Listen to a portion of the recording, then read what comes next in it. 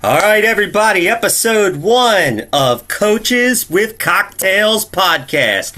I am Coach Tim Dels. I'm joined with my favorite clown, my brother from another mother down south, Thomas Skelton. How you doing, buddy? Oh, what's up, man? I'm just, drinking from the fire hose of life. Speaking of drinking, what is in the glass? We can't have a cocktails podcast without cocktails. So this is number 2. The first one earlier was a cranberry margarita. But we dipped over to some bubbles, and so we've got a poinsettia. I think is what my wife said it's called. It's just bubbles and cranberry juice. Bubbles and cranberry juice. So you're getting elevated on your runs and no UTIs at the doctors, right? Keeping you clean.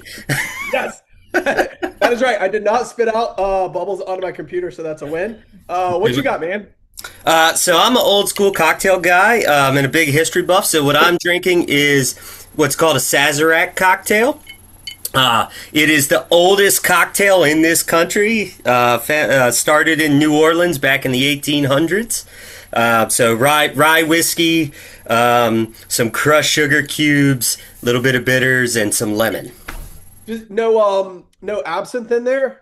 Absinthe wash on the glass for sure. Yes, did the absinthe wash on the glass, definitely. Yes, so I've seen a couple different. I love a good Sazerac, especially Sazerac neat. But I saw one guy who did one where he had it in a little spray bottle and he spritzed it, and then he lit it to burn it off. You still get a little flavor, but I kind of I like a little bit of a rinse and dump. Yeah, me too, because you get that like licorice kind of vibe going on. I did do mine on the rocks so that it looked taller and I didn't look like I wasn't drinking much, but typically I'd be neat as well. I just tell my wife it's on the rocks and hide it with my hands so she sees the top, and she's like, yeah, he's got ice in there. It's all good. Typically, the only thing I drink on the rocks is my water. That would make a great T-shirt. Look, if we have a successful first season, that'll be our first shirt right there. We'll make T-shirts. Absolutely, right. I love it, man. I love it. So what are we doing here? What's the point of all this? Yeah. Basically, for those that are going to be watching this and keep seeing my file cabinet popping up in the back, let me slide this way and block that out and get the tree view. Thomas and I are goofballs, but we like to have a lot of fun. But we're both also what I would call professional coaches, and that is that we take our coaching serious and we handle it as if that is our profession because it's what we do for a living. We both are full-time triathlon endurance sports coaches. He's down there in South Carolina hanging around Greenville right now, if I remember correct, right? You made the move from Brevard. And I'm up here in Maryland, about 30 minutes from Baltimore and about 2 hours from where they have Eagleman and Ironman Maryland. But we run into each other on occasion at races and we share drinks. We laugh, we have fun, we talk coaching, and occasionally we bounce stuff off of each other. And so we thought, why don't we take that to a format for other people and share with the world kind of little bit of insights here and there, but have fun, not the super type A business culture that you normally find in triathlon and especially in coaching. And hopefully everybody laughs, gains a little bit of information, learns a little something, and if not, we'll fade away into the darkness in a little while. And listen, if they're laughing at the content we're putting out or they're laughing at my ugly mug, I'm good either way, right?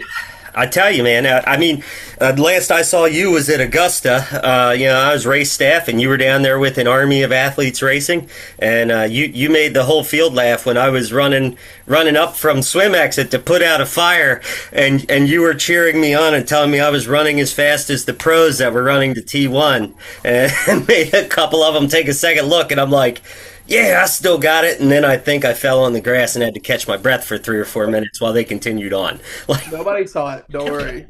Perfect. I'm just kidding. I don't think. Maybe they are. Who knows? Yeah, and who cares? Right? That's the whole point. Who cares? But so basically the idea of this first episode is introduce ourselves. And we're going to dig a little bit into off-season training, do's, don'ts, what people usually get wrong. Is there an off-season? So, but before we do that, give everybody a little bit of intro. Who is Thomas Skelton from Greenville, South Carolina? Oh man, Thomas Skelton is a face only his wife and mother can love. And no, so I've been in the sport for about 16 years now. I've been coaching full time for 6. Prior life was a PGA teaching professional. Golf coaching was my career, was my love. Had some time out of that and just missed helping people do something that I really cared about and have come back to that, and it is just it's absolutely home. And so we've got a great crew of athletes kind of all across the country, a few athletes in Canada, 3 other coaches that coach through us through Merge Multisport. And just yeah, man, I mean at the end of the day, a big piece of what we try and focus on for us is every athlete that we coach is going to work hard. They're gonna bust their butt. They're gonna have the days where they don't like, oh my God, what am I doing? But more importantly than that, they're gonna have lots of days where they feel like they're having fun. They have balance in their life. They're pushing hard, but they're enjoying it. They're working hard and they're having a glass of wine the night before their race because like it's cool, it's okay, it's fine. Like we don't need to be so uptight. I've been down that road. I've gone down that. I need to be so strict. I'm in bed at 8. I'm drinking water and only water, and I'm eating chicken, rice, and vegetables, and I'm boring as all get out. I don't know what YouTube will or won't edit out, so I'm just like trying If to we, not if we edit. mark it not for kids, we get some extra latitude there. Oh, good. Okay, good. We're gonna have to figure out the profanity piece of the puzzle Yeah. because I don't have the best filter. But yeah, man, just want people to like be able to enjoy this sport, get better, and have fun. And that's like, I mean, what more can you want? And to get to make a living doing that doesn't suck. Definitely. I'll whenever I interview with a potential athlete, I always say that they need to remember that this is a hobby. You're paying to do it. It's supposed to be fun. If it becomes like work, you're doing it wrong, right? Um, for sure, and that's why we get along, right? Like we're science based, we're data driven, we're students of the game, so to speak. But we share in the we've done it the hard way before and trying to be that straight and narrow, hyper type A. And dude, it is not fun. We don't get paid to do it as the athletes, and that is not fun. And I know I just try to bring some humor and some laughs and some fun and a little bit of levity to the situation because everybody works hard with their jobs and families. It's okay to train hard, but you got to remember to play hard and enjoy it. Otherwise, what's the point? The thing I would argue, or I would also say, like, obviously, it's an n equals one kind of a study, but I would say, and it's a fair statement that I have raced significantly better the last 3 4 years. Well, certainly longer than that, but especially the last 3 4 years since I really relaxed and just vibed out and not been stressed about, oh, I didn't get as much sleep as I wanted, or I had an extra drink, or who I had an extra piece of cake. Like, who gives a shit? Like, it's all good. And I have raced significantly better. I've qualified for 370.3 World Championships. I've raced in 2. We've got Nice coming up this year. And, like, I'm trying to qualify for Kona and Cozumel this year. Like, I have very competitive goals, especially in the men's 40 to 44 age group that we're in, right? It's a Like, tough it's, place. it's brutal. And like, but I promise you, I'm gonna have more fun than 90% of the other athletes in my age group while still trying to be very competitive. 100%. I actually took a break after COVID shut everything down because I'd been racing for like 15 years at that point, 14 years. Um, and so I'll take 6 months off and relax, go camping and hiking and fishing and golfing and go do the other stuff. And that turned into like 4 years of not racing, right? Yeah. I was still coaching, building the brand. I was still working at Ironman Maryland like I always do with all the first timers and stuff, but I wasn't racing. And so I actually made my return last year, and I was kind of like in 24. We went camping. We're taking the camper everywhere that I'm racing, and we're taking friends that even don't race anymore. And my first race back, my wife's like, "What do you think you're gonna do based on the way I used to race?" And I'm like, I haven't a clue. I'm going to go out there and have fun.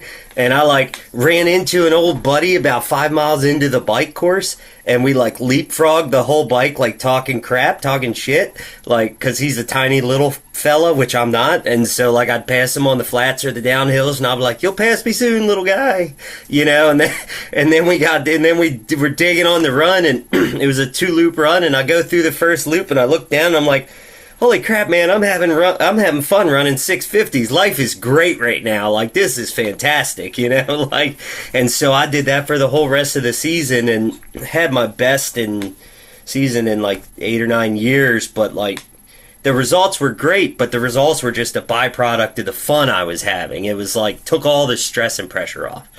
Absolutely. Absolutely. I mean, I think, for me on race day, like the how I judge the success of the race is, was I able to find my wife and give her a kiss at some point?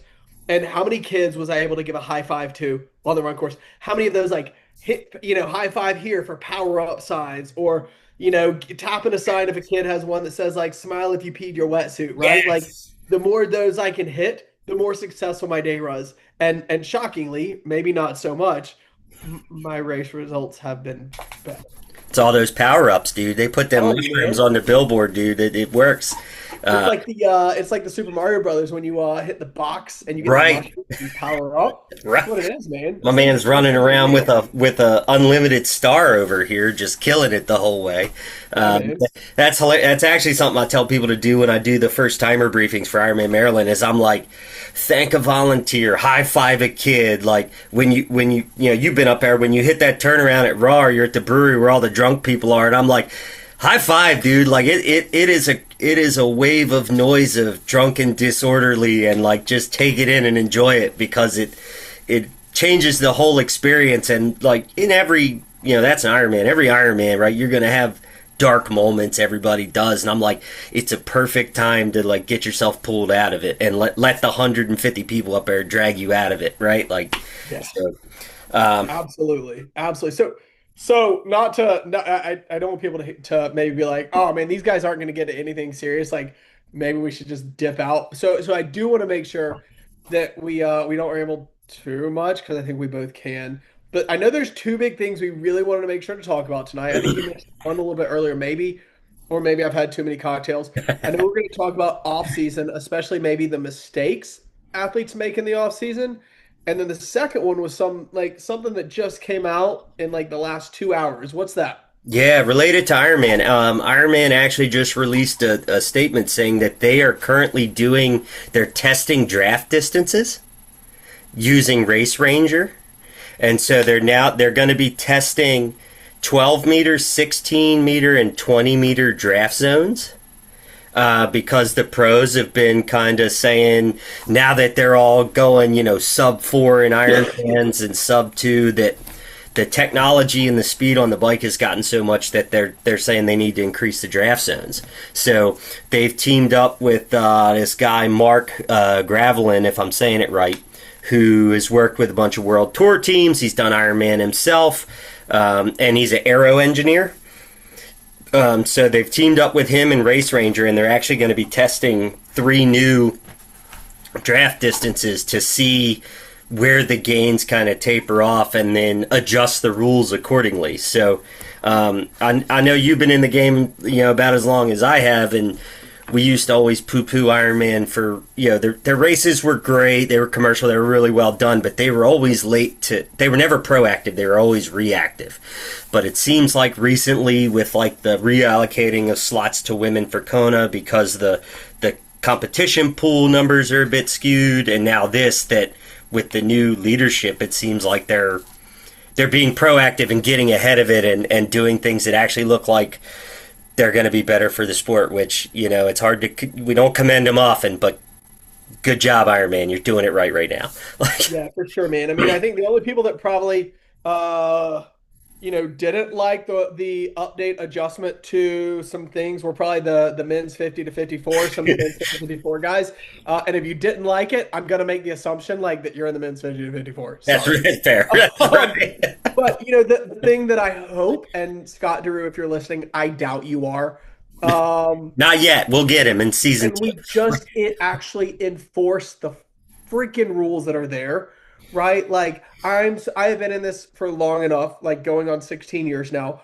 I just would love to not see an Ironman Texas, an Ironman Cozumel, any race where there's not people making fun of and talking shit about the massive number of draft packs out The there, draft. right? I'm Yep. tired of having to talk to my athletes about here's how you manage when the draft packs come by to be able to maybe legally utilize them if you can sit off the back of them for a while, right? But not burn a match trying to chase them and not let yourself get frustrated and play Yeah, leapfrog with don't somebody. cuss them out and try to go back by them all, which we've all done. Right? We've all done that, but it All doesn't do done any it. good. But like, there's never people in penalty tents. It's rare. So like, I'm so excited about them testing these different draft distances, especially at the speeds and the powers that the pros are racing. But I would love to see like, can we expand this and actually enforce the rules on the age group side of things? That's a different story, but I'm excited about that coming. Yeah, I mean, I know it's a challenge, right? You got what six officials, maybe eight officials, and 2 to 3 thousand athletes, and they can't be everywhere, right? And so it's like, but at those races, right? Your Cozumel, your Texas, your Maryland, Arizona before they got rid of it, Florida, like those races, like, you're not worried about it at Chattanooga. The hills create natural separation a little bit, right? Maybe the new Chattanooga, right? Because they changed the course. But those ones that it would be great. Obviously, I don't write their checks and don't have their book. Although I've worked on staff for Ironman at races, and like the staff people work hard, but it's almost like, I hate to say it, but it's true in business. Like, dude, you got to dip into the pocketbook and hire more officials. Like, that's just simply what it looks like to me. I mean, not my. This is sorry. I'm gonna send us hopefully not down too much of a rabbit hole here, but my thought is you make a completion division and a competitive division, right? Like you Yes, sign up for either one, and then you like tightly enforce the competitive division, and you don't really enforce the completion division, right? There are people, and you as a coach, you know this. As a coach, I see this.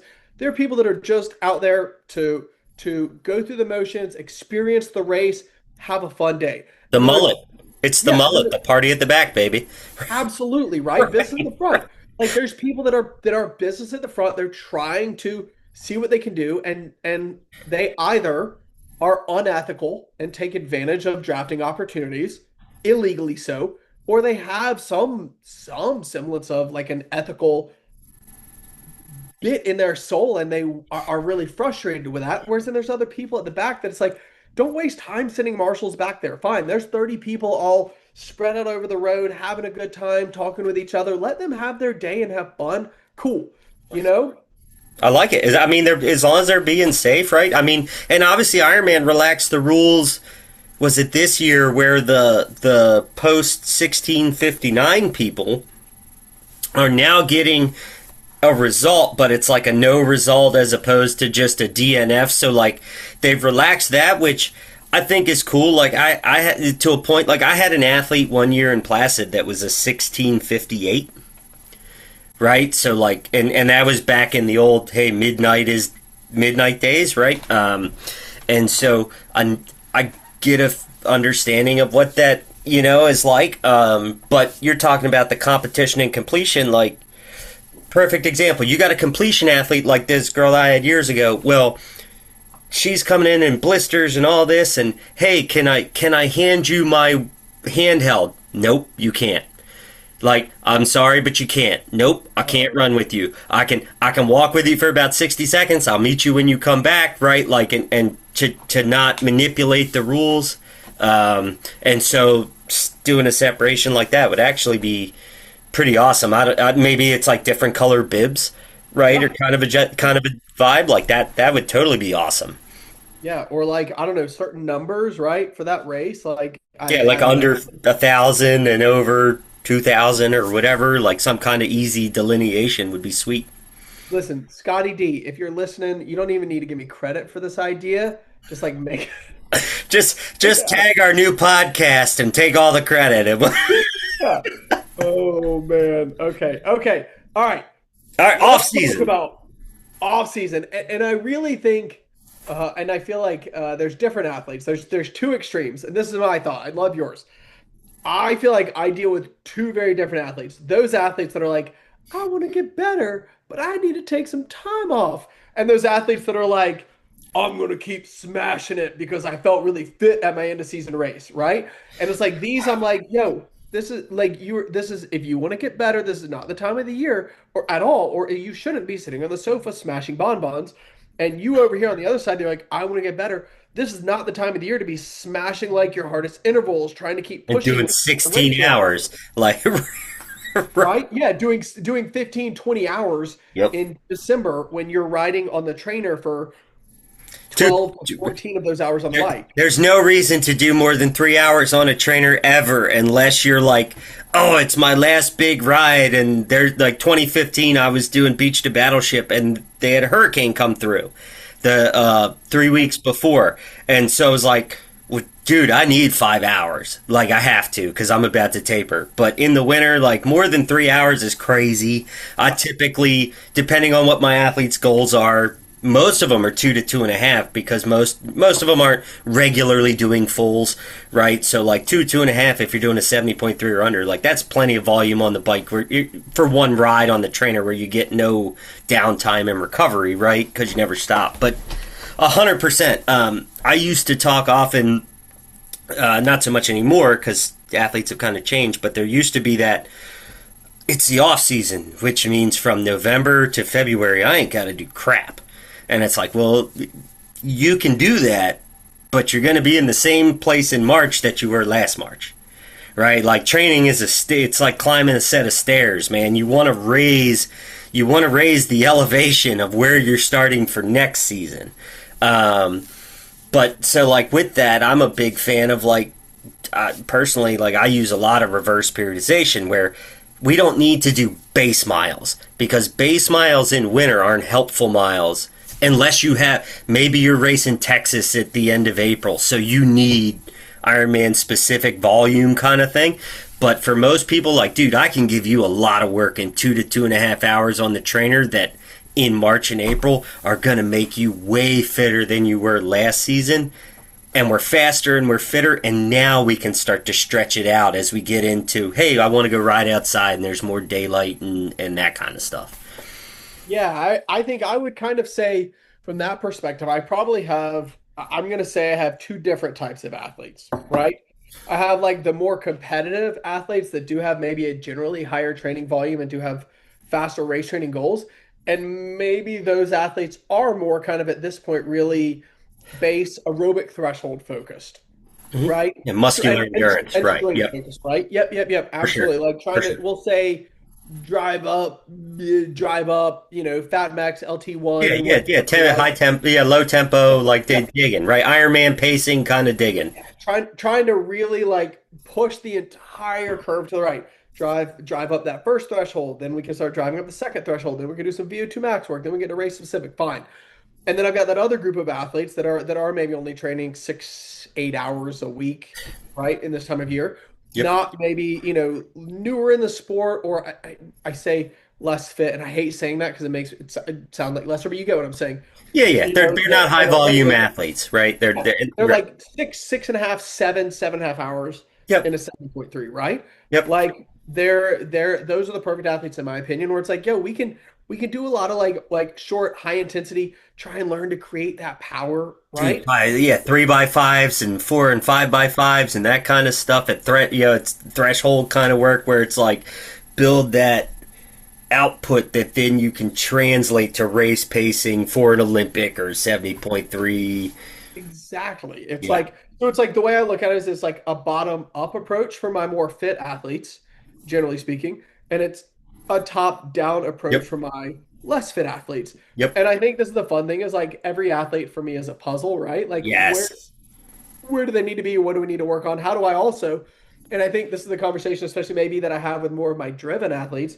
I was like, look, man, like your big race is it's December. Your big race is September, October, maybe even November, right? Like I'm trying to make sure you're not mentally fried by the time August comes around, right? Yes. Whereas Yes. on this side with the less fit athletes, I'm like, yo, I'm trying to just make sure that when February, March hits, you've done something to keep the fitness up enough that we can build on with some volume, specific intensity for race season.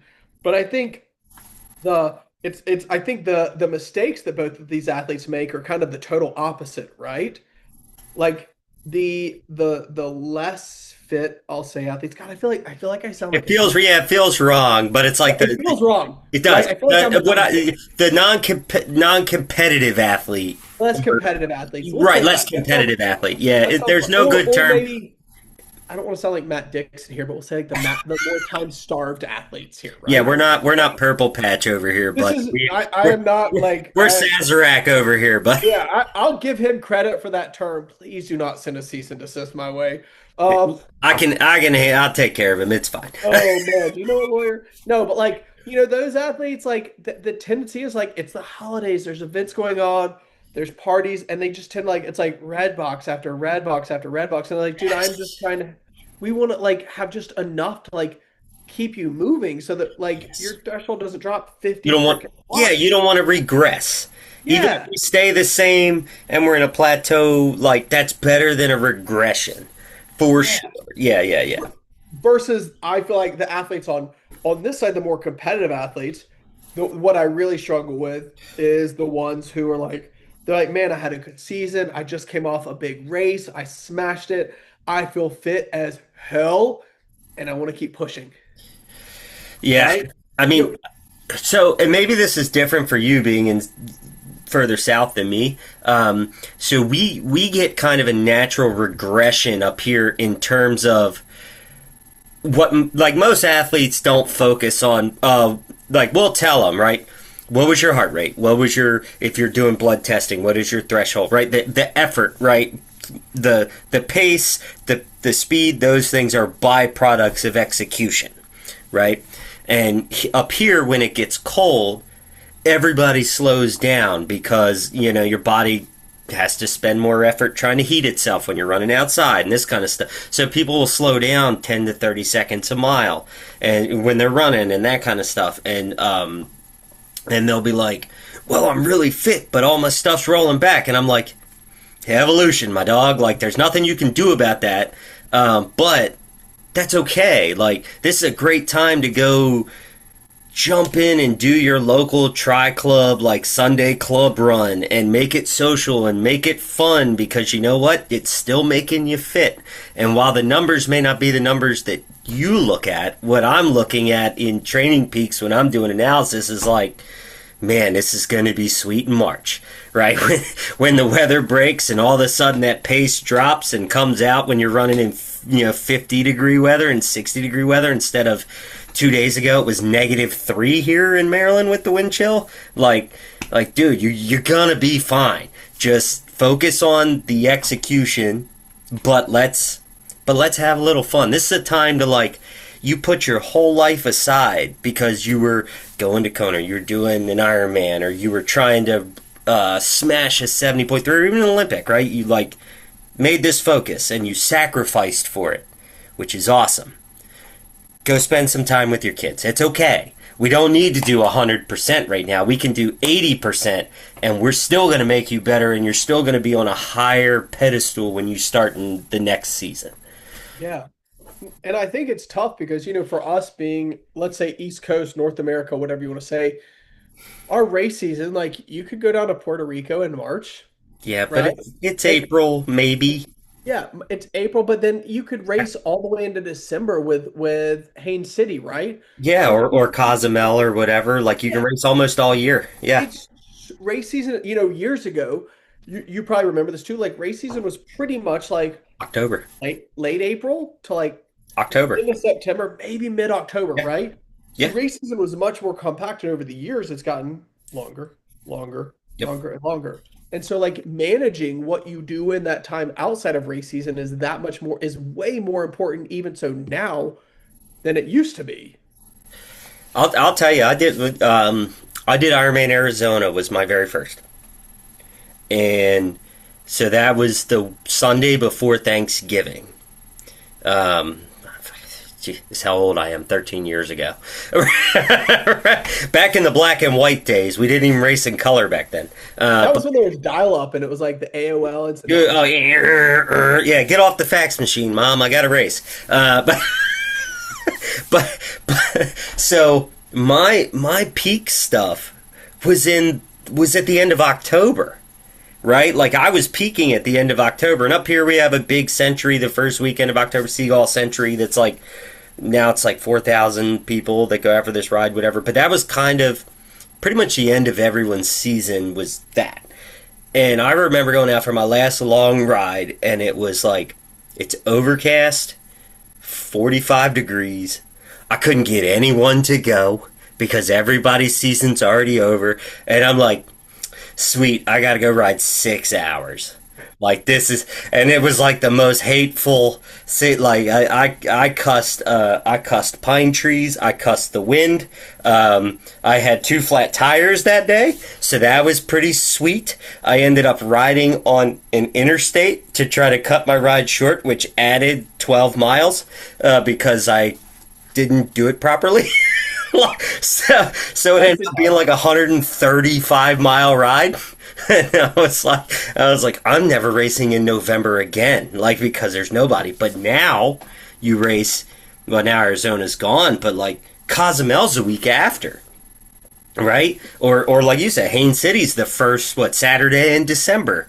You know, last weekend. Yeah, like it is wild that how much it stretched, and like you couldn't unless you went to White Lake the first weekend of May back in the day, you couldn't even find anything before May. And now it's like there's halves in April. I mean, for Ironman Texas is the last weekend in April. It used to be in May, and it's wild. Sorry about the dogs. Hey, don't be a dick. That's all right. I was talking loud. You can hear them. Yeah, no, there's something, I don't know what's going on. But yeah, man, I mean, like I remember last year going to New Zealand for 7.3 Worlds. I was like, dude, December 15th, this is so late in the year to race. Like not there. I could have been done a month and a half before. And I remember a couple years ago when I went to Cozumel, like to race. And I even remember like doing one of my final hard treadmill runs. And I was like, God, this is so late in the year. And so like this year, prepping for Cozumel, like, yeah, I coach. This is what we do. But I have a coach myself because I will push myself into the ground. And you need an objective eye, dog. You always need that objective eye. You got it. And my coach was like, bro, hold tight. Cozumel's a long time away. Like, you don't need to be doing the 15, 18, 20, 22 hours a week right now. Like, I think next week I've got 10 and a half hours, which feels like nothing, but that's okay.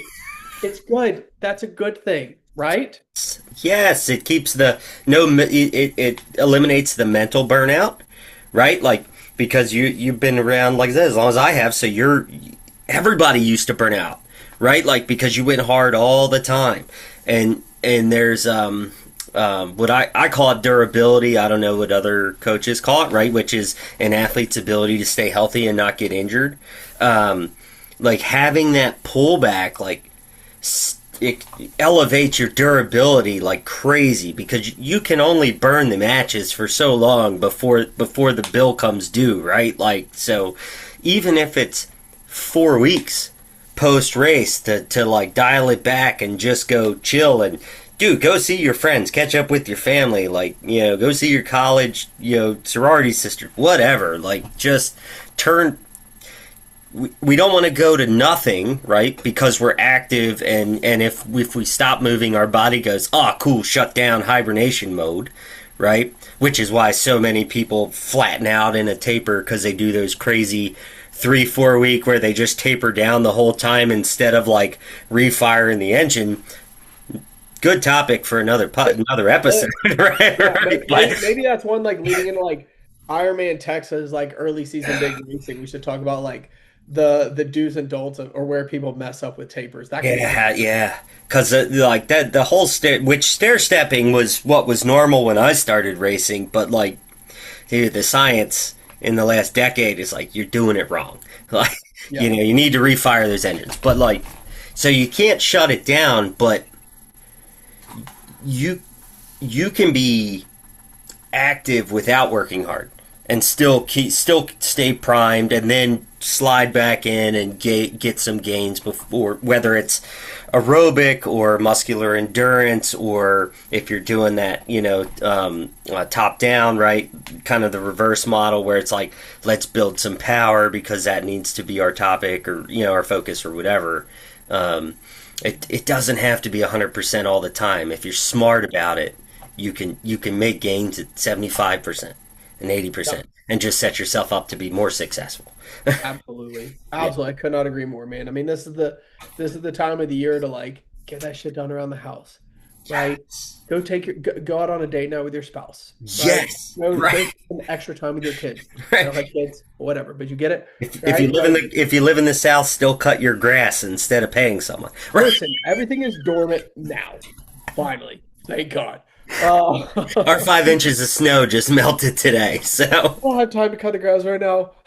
I'm gonna have to put a light on my mower if it was still actively growing right now. Thank goodness. But so when I was training for IRONMAN, I'd get home from work before I was coaching full time, right? Because this is year 9 for me of coaching full time.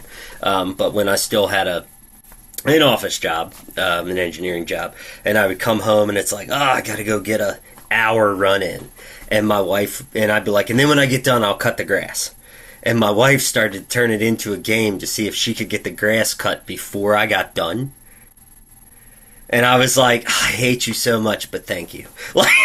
I don't know. I feel like I would be sad if my wife cut the grass because I derive so much enjoyment. Oh, I do too. Well, now I live out here by the mountains, so I used to hop on my tractor, but now I just have the zero turn. But it's like, dude, music, headphones, couple hours, and just roll around and cut, and it's like you just disassociate from everything else in life for a while, and it is pretty sweet. Yeah, absolutely, yeah, for sure. That was a random topic, but I like it. Maybe we'll talk about grasses at some point. Maybe we'll talk. I had to take a couple turf grass classes in college. Oh, man, were you gonna work on the golf course back in the day since you were a PGA guy? Only one turf grass class, and my buddy Spike, one of my roommates and a good friend, there was one test. This is totally irrelevant to this, but I was like we got the test, and I was like, what the hell is this? I looked over at him, and I was like, and he just laughed. I bombed the crap. Turf management Tom over here.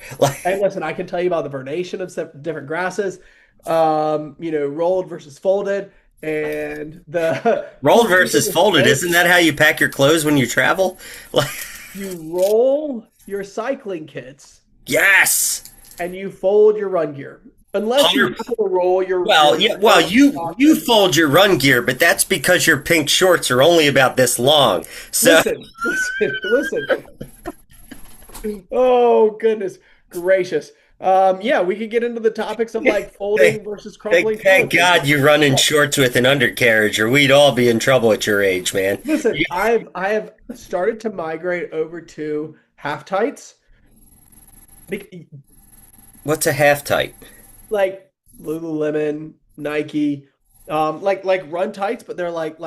Oh God, you've gone European. You're wearing the knickers now, just my thighs are thick as.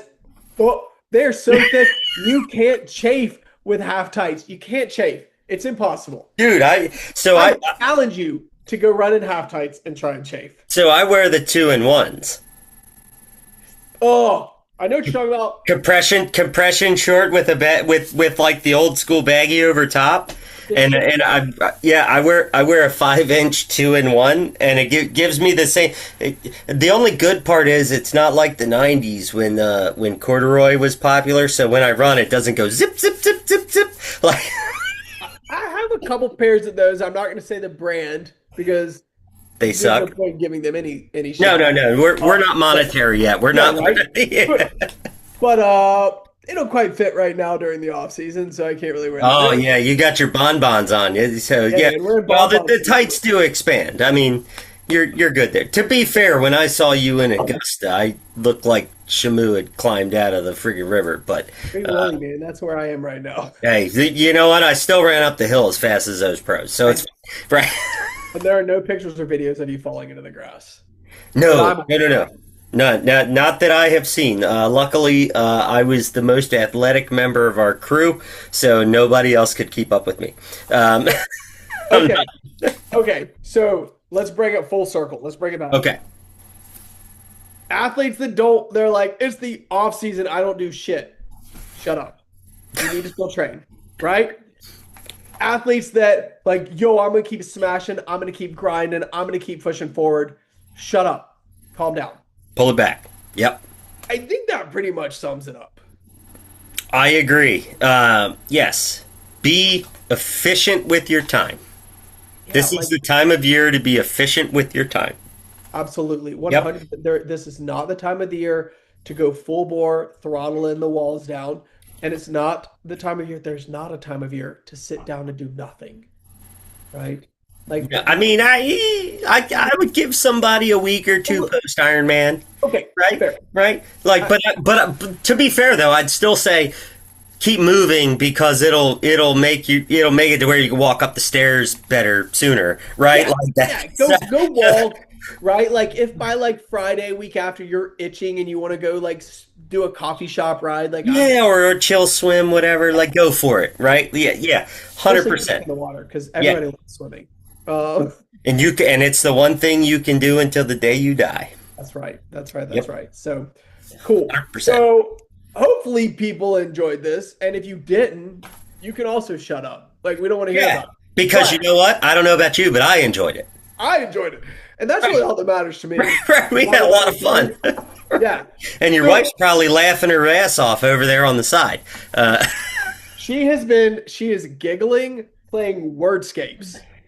oh, What level are you on wordscapes right now? Just I plead the fifth. yo, no, you can't plead the fifth. This isn't a federal trial, lady. Let's you cough it up.